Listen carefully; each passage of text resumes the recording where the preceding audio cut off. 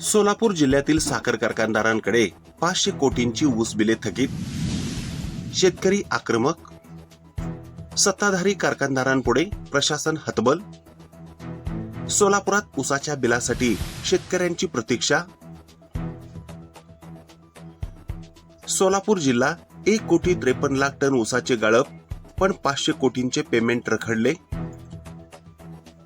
Breaking news, मोठी बातमी. सोलापुरातील 10 साखर कारखाने बंद. 500 कोटींच्या थकीत बिलांमुळे शेतकरी हवालदिल. सोलापूर जिल्ह्यातील साखर कारखान्यांचा गळीत हंगाम आता अंतिम टप्प्यात आला आहे. यंदा जिल्ह्यात 34 साखर कारखान्यांनी या हंगामात सहभाग घेतला असून विक्रमी साखर उत्पादन झाले आहे. मात्र दुसरीकडे शेतकरी पुन्हा एकदा संकटात सापडला आहे. कारण कारखानदारांकडे तब्बल 500 कोटी रुपयांची ऊस बिले थकीत असल्याची माहिती समोर येत आहे. सोलापूर जिल्ह्यात यंदाच्या हंगामात आतापर्यंत 1,53,76,331 मेट्रिक टन ऊसाचे गाळप पूर्ण झाले आहे. यातून 1,35,18,035 क्विंटल साखरेचे उत्पादन घेण्यात आले.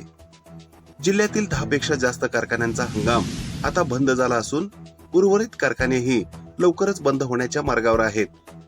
मात्र नियमानुसार ऊस तोडणीपासून 14 दिवसांच्या आत शेतकऱ्यांना पैसे देणे बंधनकारक असतानाही कारखानदारांनी 500 कोटींची बिले थकवली आहेत. विशेष म्हणजे जिल्ह्यातील बहुतांश कारखानदार हे सत्ताधारी पक्षाशी संबंधित असल्याने त्यांच्या दबावामुळे प्रशासन कोणतीही कारवाई करत नसल्याचा आरोप शेतकऱ्यांकडून केला जात आहे. नियम: ऊस तोडणीनंतर 14 दिवसात बिल देणे बंधनकारक.